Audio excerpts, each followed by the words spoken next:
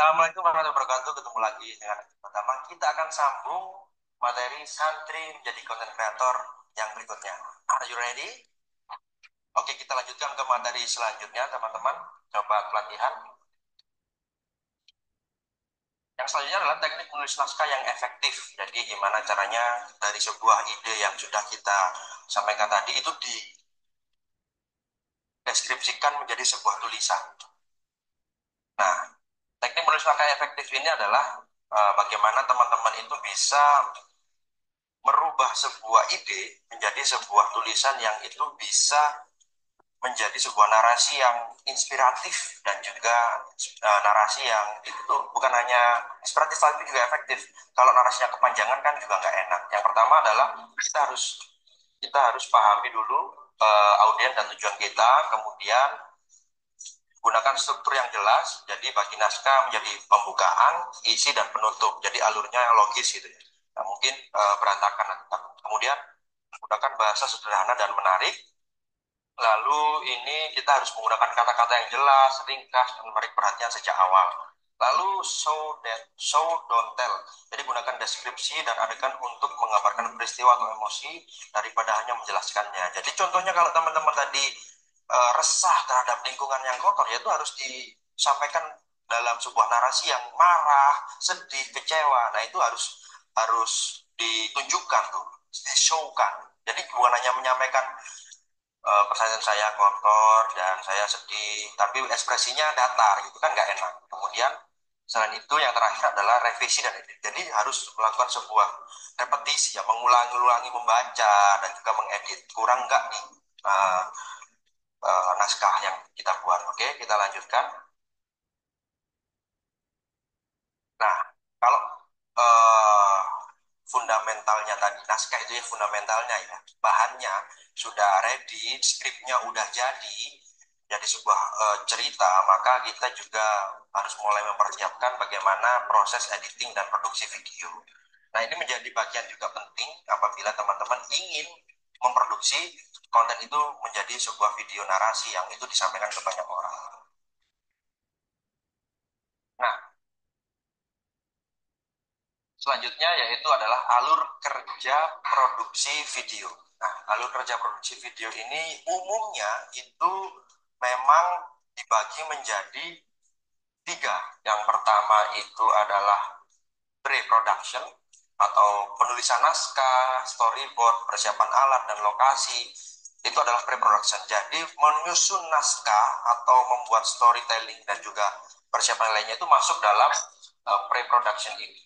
Jadi teman-teman sobat pelatihan yang pengen mendalami sebuah proses produksi, yaitu didalaminya ada di proses production ini. Jadi harus komprehensif di dalam menyelesaikan proses pre-production. Formnya akan banyak sekali karena teman-teman sobat pelatihan harus menyelesaikan menulis naskahnya, kemudian storyboardnya, dan juga mempersiapkan peralatannya apa saja, lokasinya di mana saja, dan aktor atau orang-orang yang terlibat di dalamnya siapa saja. Baru setelah itu masuk ke dalam tahap production. Nah ini kalau pre-productionnya nggak prepare 100%, maka proses productionnya akan banyak miss-nya. Jadi memang well prepare-nya itu harus benar-benar komprehensif di proses pre-production. Karena kalau pre-productionnya sudah tuntas, maka proses produksinya akan berjalan dengan gampang. Karena kita hanya mengikuti alur yang sudah kita buat di timetable yang kita tentukan di proses production itu. Lalu proses post production itu adalah editing, menambahkan efek suara, musik, dan koreksi warna. Dan ini menjadi finishing touch-nya ya, kalau istilah yang itu bisa menentukan bahwa konten itu layak tayang atau enggak, gitu ya. Oke, kita lanjutkan teman-teman sobat pelatihan bahwa kalau kita tadi masuk ke proses editing dan produksi video, tentu software editing yang populer yang bisa digunakan teman-teman untuk melakukan proses editing itu ada banyak macamnya, ada banyak ragamnya, dan ada banyak juga fungsi-fungsi yang itu fitur di dalamnya beragam. Tetapi dari pengalaman yang kami beberapa kali memproduksi sebuah konten video, yang paling sering digunakan saat produksi video profesional itu adalah ada Adobe Premiere, itu salah satu standar industri dengan fitur lengkap.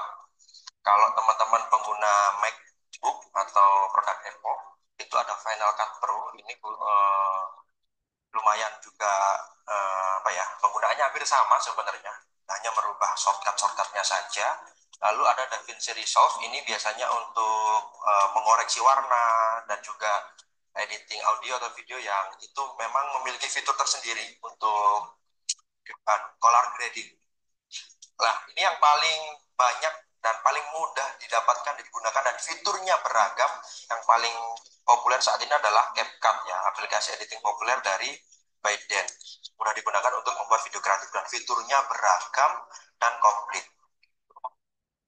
Nah, ini tadi adalah software editing yang bisa sobat pelatihan gunakan dalam proses post production atau editing video. Selanjutnya, kita akan menuju ke teknik editing video dasar. Nah, kita saat ini tidak akan membahas secara detail, tetapi kita akan memberikan sebuah teknik-teknik dasarnya saja agar teman-teman sobat pelatihan di luar sana mampu dan aware terhadap apa aja sih kira-kira teknik-teknik editing video dasar. Nah, yang pertama, teknik dasarnya itu adalah cutting. Jadi cutting itu adalah memotong dari video-video yang sudah kita take, kita ambil gambar, menghapus bagian dari yang yang tidak diperlukan untuk memperpendek durasi atau memperbaiki alur cerita. Jadi teknik ini penting untuk menjaga kelancaran dan ritme video. Kemudian ada transition, ada transisi. Jadi penggunaan efek transisi seperti fade, dissolve, atau slide antara dua klip untuk membuat perbedaan lebih halus dan menyenangkan secara visual. Nah, ini biasanya yang lagi tren itu adalah transisi jedak-jeduk ya sobat pelatihan. Ini yang lagi tren banget. Tapi kalau kebanyakan ya bikin orang pusing yang nonton, kira-kira seperti itu. Lalu yang selanjutnya adalah speed control atau pengaturan kecepatan. Jadi ini tergantung dari kebutuhan konten yang kita buat, ya. Untuk memperlambat, mempercepat klip video agar bisa menekankan momen tertentu atau memberikan efek dramatis. Kira-kira seperti itu. Baik, semoga dipahami ya teman-teman, sobat pelatihan. Selanjutnya kita akan menuju ke teknik dasar yang lainnya, yaitu adalah pemilihan penggunaan musik dan suara atau sound editing. Jadi ini biasanya yang paling lama justru adalah saat kita memilih sound untuk sebuah video, karena kita harus menentukan suaranya itu harus sama dengan tema videonya. Dan apabila terkadang videonya udah jadi tuh, temponya udah sesuai beat, deng cuttingnya tiba-tiba revisi, mas ganti lagu dong gitu biasanya. Nah, itu kita harus memulai dari awal lagi. Nah, ini biasanya prosesnya cukup lama kita untuk mencari sebuah musik yang cocok untuk video kita. Lalu biasanya menambah sebuah teks and titles atau subtitle untuk memasukkan teks judul untuk memberikan konteks, penjelasan atau informasi penting dalam video yang kita buat. Jadi itu tadi adalah 5 teknik dasar yang ada di dalam sebuah proses editing video. Lanjut. Nah, kita lanjut kepada produksi video untuk platform yang berbeda. Jadi biasanya seorang content creator itu adalah platformnya nggak jauh dari 3 ini ya.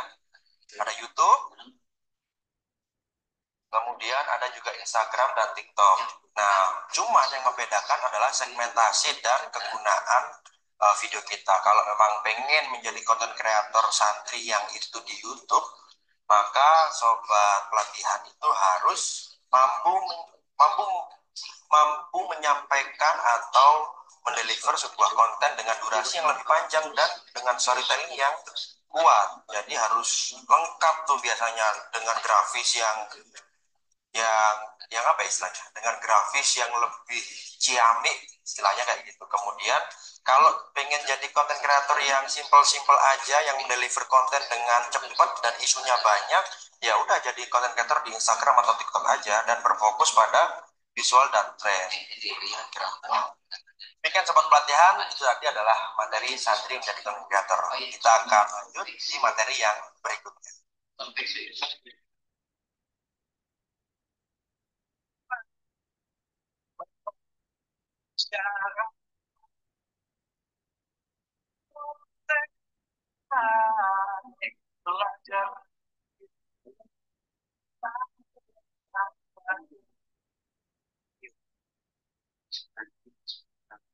Sehingga video ini mereka sudah selesai.